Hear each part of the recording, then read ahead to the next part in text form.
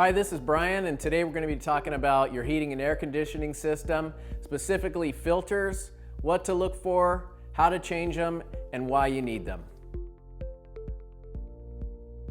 So, how often should you change your filter? Typically every 2 to 3 months, but your filter that you purchase is going to show you more or less when you should change it. Sometimes it's 1 month, and sometimes they last up to 3 months, and there's a couple other variables, but basically 2 to 3 months, and you want to get the thing changed.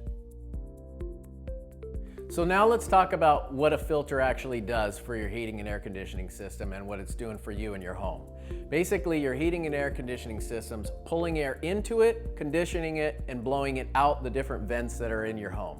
Now, the filter itself acts as a net or a web, and it catches all of the larger dust, pollen, hair, and different like mites and different particles like that that are in the air, and it protects your system by not allowing those particles to go through.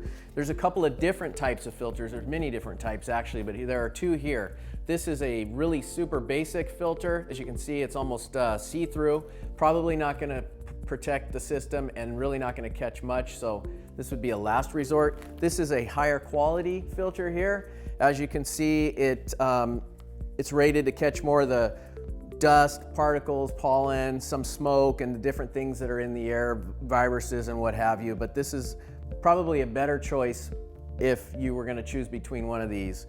And both of these you can get at just about any hardware store. Okay, so now we're going to talk about the installation of the filter. So there's going to be a couple of different types. You're going to either have a furnace in the attic and therefore probably have the filter grill on the ceiling or in the wall somewhere, or you're going to have a garage or a closet type installation. But either way, you basically go to the system, pull the panel open. You're going to want to remove the existing filter.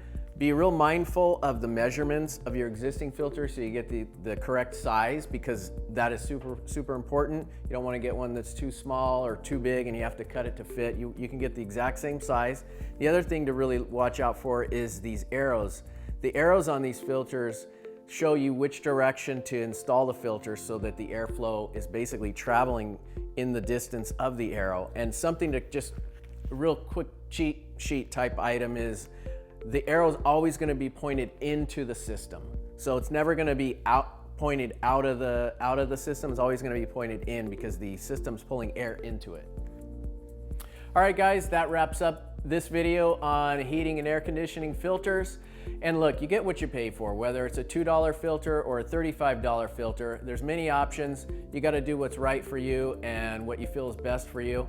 But if you are interested in a HEPA filter or hospital grade type filtration for your home that will actually improve the air quality inside your home along with protect your equipment, then give us a call. The number's below, or you can click the link below. Thanks again, and we'll see you soon.